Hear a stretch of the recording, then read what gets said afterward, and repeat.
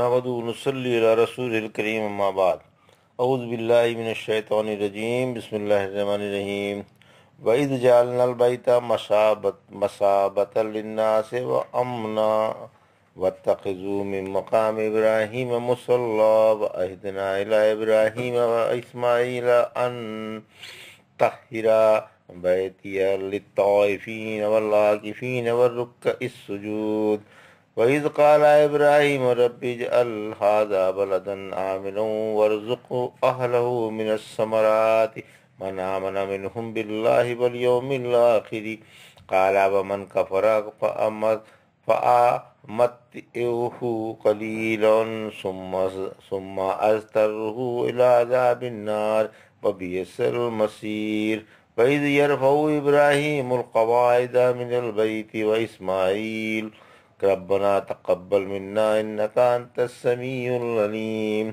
ربنا وجعلنا مسلمين لك ومن ذريتنا امة مسلمة لك وارنا مناسكنا وتب علينا انك انت التواب الرحيم ربنا وابعث فيهم رسولا منهم يتلو عليهم آياتك ويعلمهم الكتاب والحكمة وَيُزَكِّيهِمْ إِنَّكَ أَنْتَ الْعَزِيزُ الْحَكِيمُ۔ ابھی آپ نے سورہ بقرہ کی 125 سے 129 تک کی تلاوت سماعت فرمائی۔ ان آیتوں کا ترجمہ اور تفسیر اس طرح ہے۔ وَإِذْ جَعَلْنَا الْبَيْتَ مَثَابَةً لِلنَّاسِ وَأَمْنًا وَاتَّخِذُوا مِن مَّقَامِ إِبْرَاهِيمَ مُصَلًّى وَعَهِدْنَا إِلَىٰ إِبْرَاهِيمَ وَإِسْمَاعِيلَ أَن طَهِّرَ بَيْتِيَ لِلطَّائِفِينَ وَالْعَاكِفِينَ وَالرُّكَّعِ السُّجُودِ آیت 125۔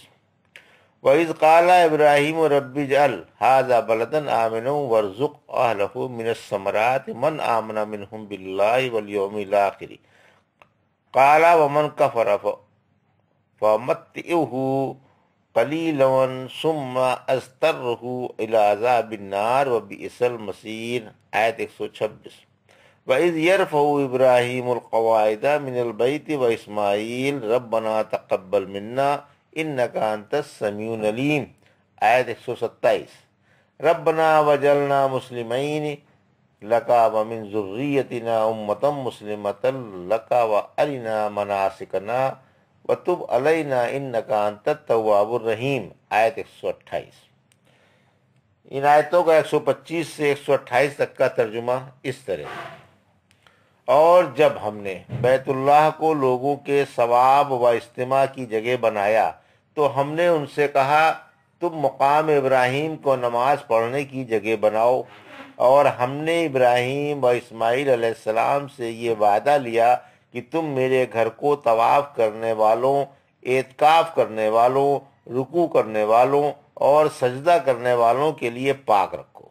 اور جب ابراہیم علیہ السلام نے کہا اے رب مکے کو امن والا شہر بنا اور اس کے باشندوں میں سے اللہ پر اور قیامت پر ایمان لانے والوں کو پھلوں سے روزی پہنچا، فرمایا میں کافروں کو بھی تھوڑا سا فائدہ اٹھانے دوں گا، پھر انہیں عذاب جہنم کی طرف مجبور کر دوں گا جو بدترین ٹھکانہ ہے۔ اور جب اس گھر کی بنیادوں کو ابراہیم علیہ السلام و اسماعیل علیہ السلام اٹھا رہے تھے اور یہ دعا مانگ رہے تھے کہ اے ہمارے رب ہمارا یہ عمل قبول فرما، یقیناً تو دعاؤں کو سننے والا اور نیتوں کو خوب جاننے والا ہے، اے ہمارے رب ہمیں فرما بردار رکھ اور ہماری اولاد میں سے بھی ایک جماعت کو اپنا شکر گزار بنا، ہمیں ہمارے حج کے احکام سکھا اور ہماری توبہ قبول فرما، یقیناً تو ہی توبہ قبول فرمانے والا اور مہربان ہے۔ یہ ترجمہ تھا آیت 125 سے 128 تک کا۔ اب ان آیتوں کی آیت وار تفسیر اس طرح ہے۔ آیت 125 بیت اللہ کی فضیلت، یعنی بار بار حج کرنے کے باوجود بھی دل نہ اکتائے اور وہاں سے آنے کے بعد دل میں اسی کی تڑپ رہے کہ پھر اس کی زیارت سے آنکھوں کو نور اور دل کو سرور حاصل ہو۔ مشابہ صوب سے بنا ہے جس کے معنی لوٹنے کے ہیں، یعنی لوگ بار بار اسی کی طرف کھینچ کر آتے ہیں۔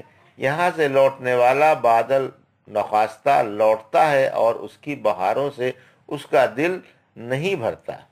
لوگ دنیا کے گوشے گوشے سے اس کی طرف جوق در جوق آتے ہیں۔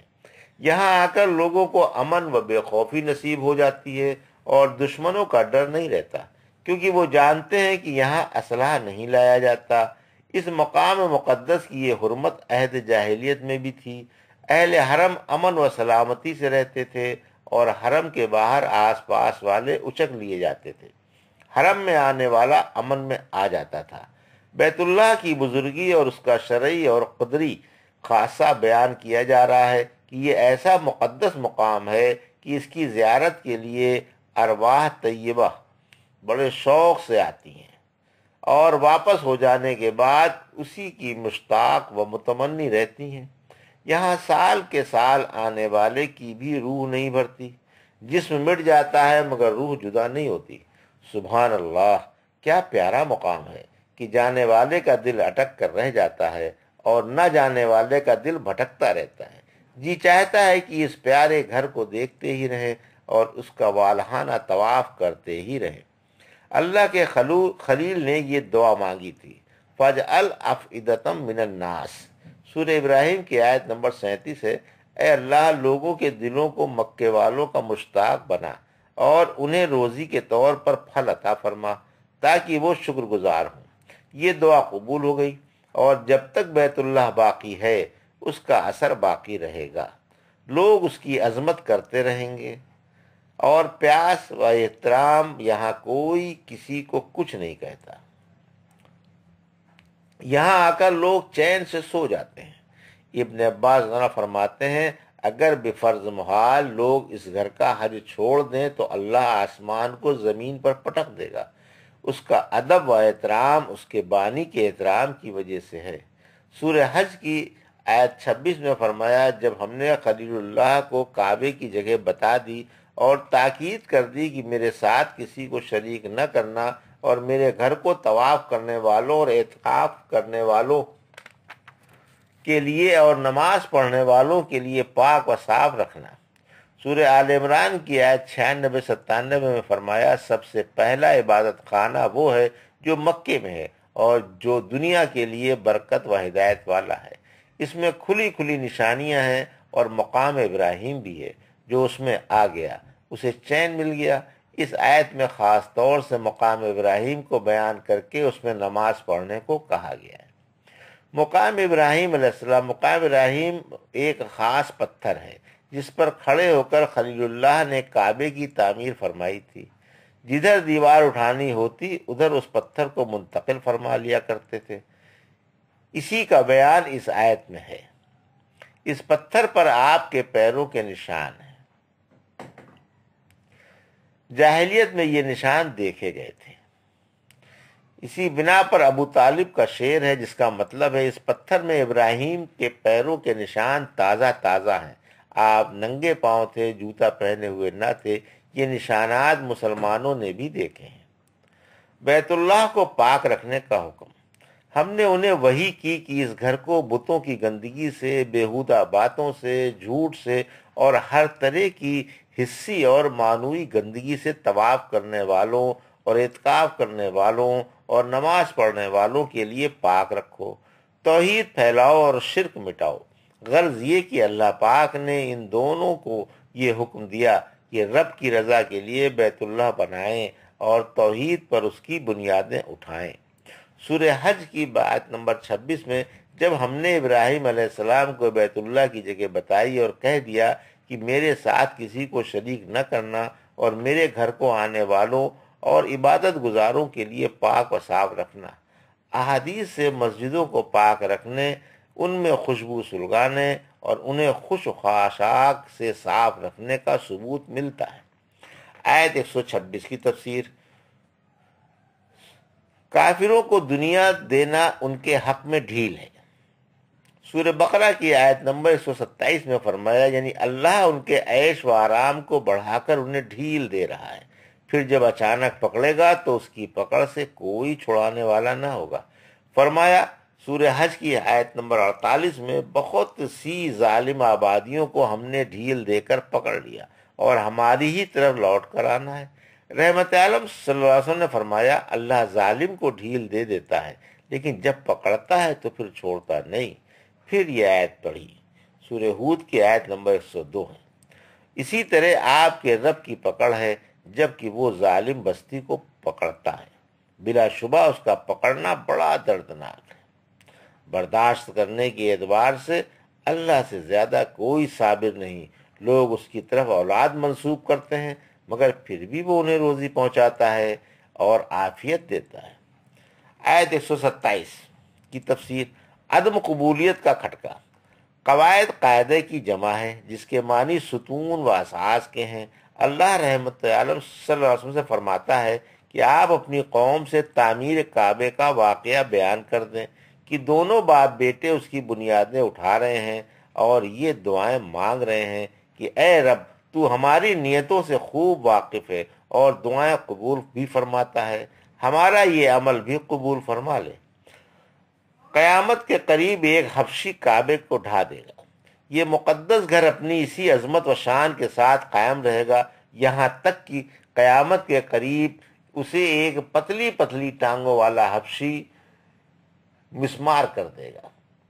رحمت عالم صلی اللہ علیہ وسلم نے فرمایا گویا میں اس سیاہ فام حبشی کو دیکھ رہا ہوں جو اس کا ایک ایک پتھر اٹھا کر پھینک رہا ہے۔ یہی شخص اس کا خزانہ لوٹ لے گا اور غلاف اتار لے گا۔ گویا میں اس گنجے اور ٹیڑھے ہاتھ پاؤں والے کو دیکھ رہا ہوں کہ وہ اس پر کدال مار رہا ہے۔ غالباً یہ افسوسناک واقعہ یاجوج ماجوج کے نکلنے کے بعد پیش آئے گا کیونکہ ان کے بعد بھی بیت اللہ کا حج و عمرہ کیا جائے گا۔ آیت 128 کی تفسیر، پرخلوص توحید کے لیے دعائے خلیل۔ ہمیں اپنا فرما بردار بنا، ہم تیری اطاعت و عبادت میں کسی کو شریک نہ کریں اور صرف تیری ہی خلوص سے عبادت کریں۔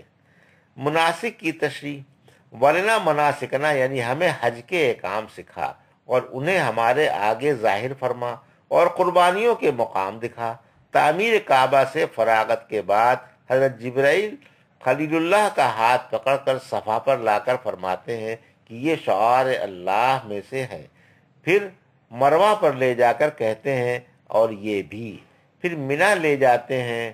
عقبہ گھاٹی پر شیطان کو ایک درخت کے نیچے کھڑا ہوا دیکھ کر جبرائیل آپ سے کہتے ہیں کہ اللہ اکبر کہہ کر اس کو کنکریاں مارو۔ آپ تعمیل ارشاد کرتے ہیں یہاں سے بھی یہ نامراد ہو کر ہٹ جاتا ہے۔ شیطان احکام حج میں خلل انداز ہونا چاہتا ہے مگر بے بس ہو جاتا ہے۔ پھر روح الامین آپ کو مشعر الحرام لاتے ہیں، پھر وہاں سے عرفات لے جا کر فرماتے ہیں میں نے جو مقامات بتائے ہیں آپ انہیں پہچان گئے؟ 3 دفعہ پوچھتے ہیں، خلیل اللہ فرماتے ہیں پہچان گیا۔ ربنا وابعث فیہم رسولا منہم یتلو علیہم آیاتک ویعلمہم الکتاب والحکمۃ ویزکیہم انک انت العزیز الحکیم۔